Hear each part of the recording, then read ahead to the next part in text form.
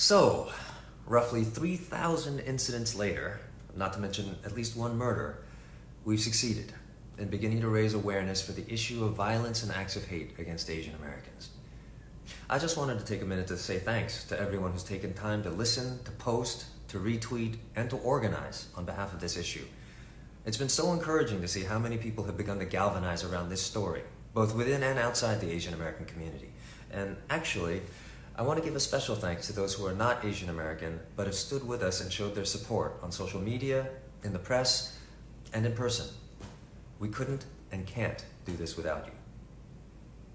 So, when Daniel Wu and I first decided to post a reward for this incident, crime, involving the 91-year-old man in San Francisco, we knew that it wouldn't solve the larger problem, but still we did it for two reasons.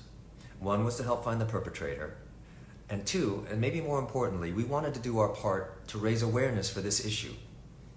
Anyone who's followed news concerning the AAPI community knows that this has been going on for at least a year, and ultimately, we just want it to stop.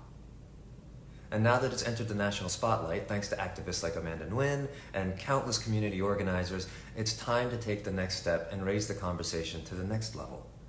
So the question we're asking ourselves is, now that there's awareness, what do we do from here? Look, the problem of racism is a nuanced one, and now coupled with the recent re-examination of policing practices, it's become even more complex. And Daniel and I are obviously not full-time activists or organizers or politicians, so we certainly don't have the answers. But we are willing to bring in experts who do. So, we're scheduling our second Clubhouse talk this Sunday, February 21st at 7 p.m. East Coast, 4 p.m. West Coast, and 2 p.m. Hawaii. And we've invited a number of prominent politicians, including members of Congress Andy Kim and Grace Meng, and New York City mayoral candidate Andrew Yang. We've also asked several prominent community organizers from all around the country to join us and discuss the topic, now that we've raised awareness, how can politicians and community organizers, along with everyday citizens like ourselves, work to solve this problem together? So, if you're free this Sunday, please join us on the Clubhouse app. And a note about that app, I know it's not ideal. You have to join by invitation, and it's also not available on Android, so it means it won't be as inclusive a conversation as it should be, and for that, I apologize. But Clubhouse does have some unique features that make it possible to do this at all, including the ability to field questions in real time from anyone in the audience.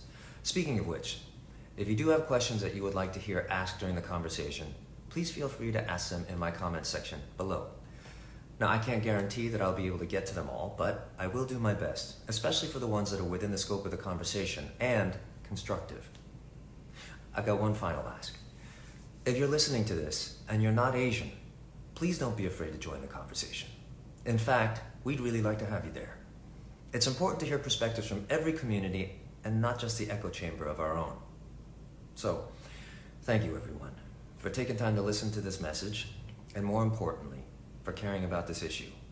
Hopefully, we can begin to stem the tide of these attacks and stop Asian hate. See you and hear you Sunday.